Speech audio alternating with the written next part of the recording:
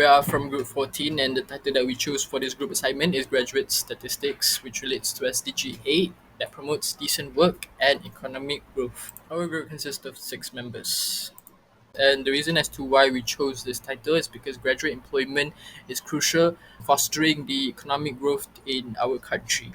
An issue arises, issues like FPR by gender, which is labor force participation rate by gender, employment rates by ethnicity, graduate underemployment, and graduates outside the labor forces. So all of these indicators provide a roadmap for promoting inclusivity and also fostering economic growth that aligns with the SDG that we have chosen, which is SDG 8. Hi everyone, today I'll be discussing the employment trends among graduates in Malaysia from 2020 to 2023. As shown in this graph, we see a steady increase in the number of employed graduates. Starting at 4.2 million in 2020, this number has risen consistently, reaching 4.8 million in 2023. This indicates positive growth in the recovery and the effectiveness of employment initiatives. Next, we take a closer look at the unemployment rate among graduates during the same period. In 2020, the unemployment rate was 4.8%, which was quite significant. However, we see a consistent decline over the years. With the rate dropping to 3.4% in 2023, this decline signifies an improving labor market and increased opportunities for graduates, largely due to targeted effort to address unemployment. To summarize, graduate employment in Malaysia has shown significant improvement from 2020 to 2023. The total number of employed graduates increased by 600,000 from 4.2 million to 4.8 million. At the same time, the number of unemployed graduates decreased from 213,400 to 167,300. This progress can be attributed to a combination of economic recovery, post-pandemic, and government initiative aimed at boosting job opportunities for graduates. It is a testament to the reliance of the job market and the importance of continuous effort to bridge the gap between education and employment. So next is gender disparities in graduate labor force between the year 2020 to 2023. The reason why I chose side-by-side bar chart to convey this data is because by using side-by-side bar chart, it provides a clarity and simplicity because people without a statistical background can still understand what we're trying to convey. Other than that, it provides trends and also a clear comparison between two genders, which we're trying to focus on. That is the gender disparities between these two genders, that is male and female. So, from the data itself, from the statistics, we can see that the female graduates always outnumber the male graduates across all 4 years. For instance, in year 2020, the female graduates outnumbered the male graduates, with the female graduates having 2,116 number of graduates and the male graduates having 2,088 number of graduates. Some things that we can do from this statistic is that we can see the growth rate analysis. We can calculate the growth rate analysis. For instance, I'll take year 2020 to 2021. For male graduates, year 2020 consists of 2,088 and 2021 2,148. So the difference is 60 graduates, and you can calculate the percentage growth by having the number of 60 graduates, which is the differences between 2 years, and then the total number of graduates for the initial year, which is 2020. And then you have to times it by 100%, and you'll get 2.87%, which is the percentage growth from year 2020 to 2021. And that is the same for female graduates as well. Hello everyone, today I present about graduates labor force participation rates in Malaysia from 2020 to 2023 categorized by ethnic group. Let's take a closer look at the trends. Starting with the Bumi Putra groups, their participation rate remains stable, fluctuating slightly between 84.7% and 85.1%. This demonstrates consistent workforce involvement over the years. For the Chinese group consistently recorded the highest participation rates, maintaining around 89% throughout the period. This highlights their strong presence in the labor force. For the Indian group, a slight upward trend is evident, with their rate increasing from 82.6% in 2021 to a peak of 86.2% in 2023. This indicates growing engagement in the workforce.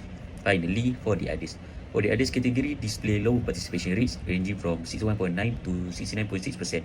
Despite being lower compared to other groups, this category showed a gradual improvement by 2023.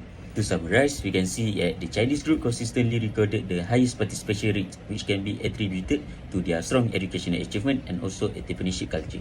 Both the Bumi Putra and Indian group also maintain solid participation, with the Indian group showing gradual growth. likely due to the improved access to education and also job opportunities. On the other hand, the others category experienced significantly lower rates, reflecting challenges such as varied educational backgrounds and limited access to employment opportunities. Given this, we recommend focusing on targeted program for the others group to address these barriers. Initiatives like skill enhancement, expanding networking opportunity, and also addressing these systemic challenges could help boost their workforce participation and contribute to the overall economic growth. Moving on, I will talk about graduate underemployment section, which is divided into two categories. Time-related underemployment is defined as those who desire and capable of working additional hours of work, but their current job's hour is insufficient. Based on the graph, the rate of graduates' time-related underemployment rose from 1.8% in 2020 to 2.1% in 2021. From then on, the rate is gradually decreasing to 1.7% in 2022 and 0.7% in 2023. The rise from 2020 to 2021 was the peak for time-related underemployment, which one of the reasons is because of COVID-19.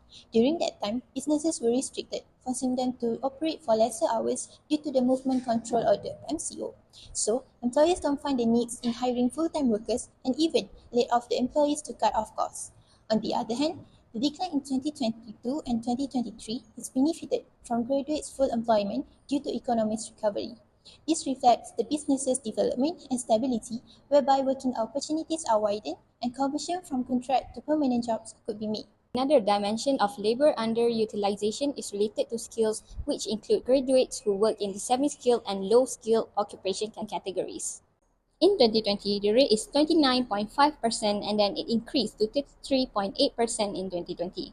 The underemployment of skills, which is one of the structural issues in the labor market, showed a decrease in 2023 to 32.4% from 34.2% in 2020.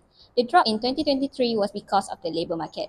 It recorded notable improvements driven by increased tourist arrivals and heightened consumer spending during Ramadan and Aidilfitri preparation. These socio-economic activities stimulated demand across various sectors. In these situations, graduates benefited from the expansion of emerging service industries. But more decisive action is needed.